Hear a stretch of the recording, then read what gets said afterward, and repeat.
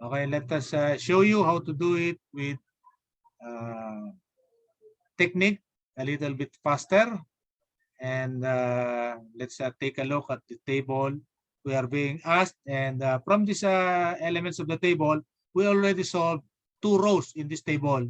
We are going to solve the 3rd row, 4th, and 5th row, wherein we have x values 0.1, 0.01, and 0.001 respectively.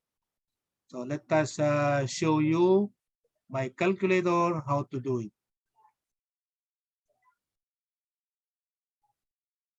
So h is now going to be equal to 0.1. Let us start from that. So if you are looking at my hand,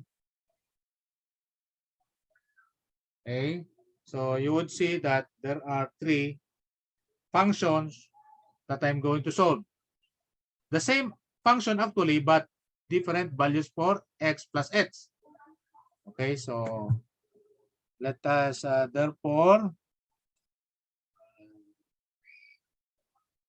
input the function 7 shift e and then put in the exponent, which is 0.5 times 2.1. So this is our first or our 3rd row on the table. So pressing equal sign, you will have the answer, which is what? 20.004. So this is our 5 significant figure answer. Okay. So to be a little bit faster, we can do the next row or the 4th one.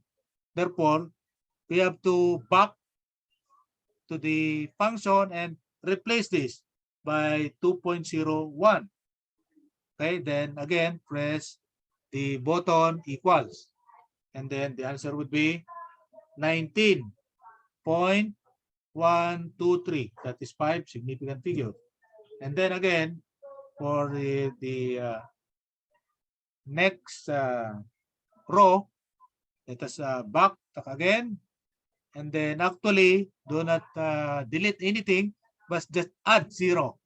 Okay, add 0, and then again press equal sign button. So the answer would be 19.037 for the equally accurate 5 significant figures answer. So let us now find out the value for what? For the prime, or the f prime. F prime is our what? Approximation formula, take note, which is this one. We already have the answer. Okay, just put it into your formula. Let's put it into your formula. So we are doing this a little bit faster because we are tabulating. So we are left with the value for fx, and we already solved that on the previous example. We have fx is equal to 19 point what 028. Okay, thank you. 19.028, 028, and 19.028. So we will show you how to do it again a little bit faster. Right now, look at the calculator. So I just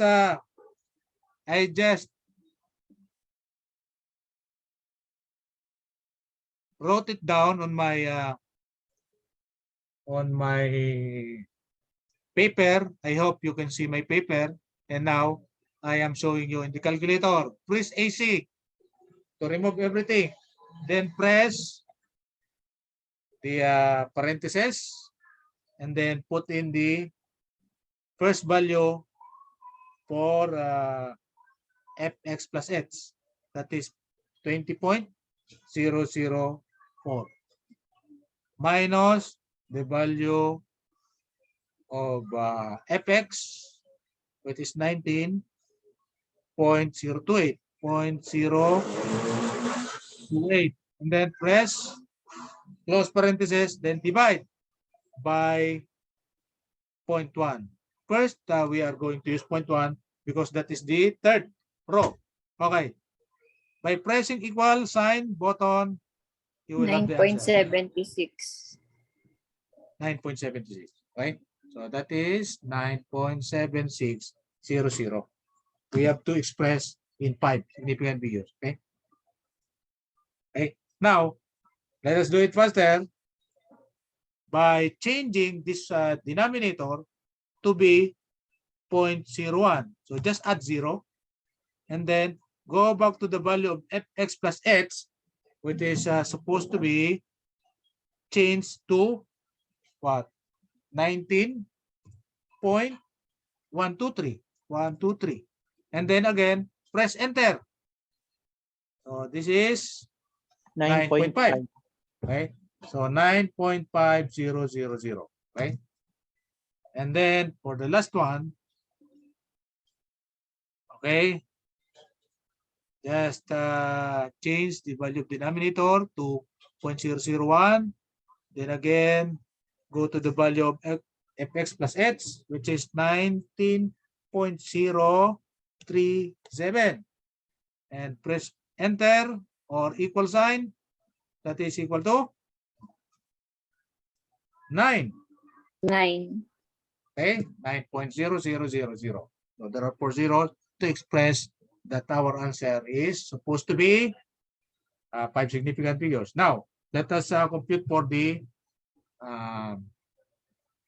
relative absolute error. So, relative absolute error, we just what? Have the formula, the current minus the previous. Again, press AC, press our open parentheses to the current value on the third. On the third, look at my hand. Okay, this is the third line. So that is the current value. So 9.76. Okay, 9.76. Do not put 00 anymore because we are using calculator. We are not showing off to somebody that we are using 5 significant figure. You don't need to show it to the calculator. Okay, so just 9.76 and minus 9.8797. Okay, so close parenthesis, that is our